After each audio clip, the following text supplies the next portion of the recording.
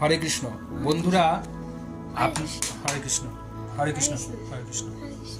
বন্ধুরা, আপনারা যারা ভূতে বিশ্বাস করেন না তারা কিন্তু খুব ভুল কাজ করেন, কারণ ভূত আছে আর আপনারা ওদের বিশ্বাস করেন না বলে যে কোনো সময় কিন্তু আপনাদের ঘাড় ওরা মোটকে দিতে পারে। কি তাই তো গোপাল, ঠিক বললাম তো?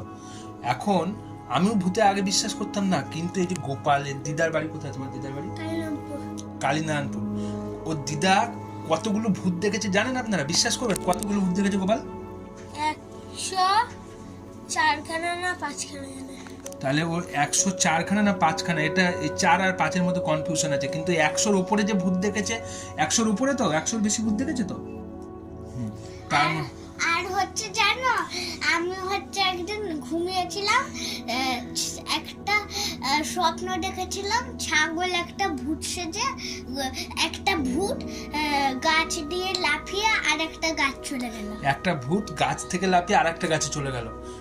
আর গোপালের দিদা 104খানা ভূত দেখেছে। আর তুমি বলো, তোমার কিছু এক্সপিরিয়েন্স নেই কি? হ্যাঁ, মাঠে লাল শাড়ি পরে সেই তাল গাছে বসেছিল। এদিকে এদের দিকে বলো। মাঠে তাল গাছে বসেছিল। মাঠে লাল শাড়ি পরে তাল গাছে বসেছিল, কিন্তু তাল গাছে কেন বসবে?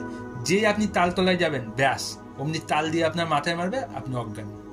ঠিক আছে, খুব সাবধান। সেই জন্য ভূতের হাত থেকে বাঁচতে গেলে কি করতে হবে? হরে কৃষ্ণ, হরে কৃষ্ণ করতে হবে। নাও আপনারা সবাই একসাথে নাম করতে হবে।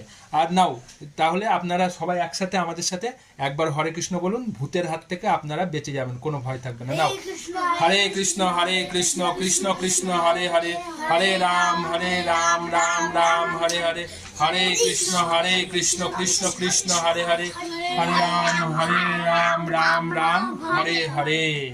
Thank you.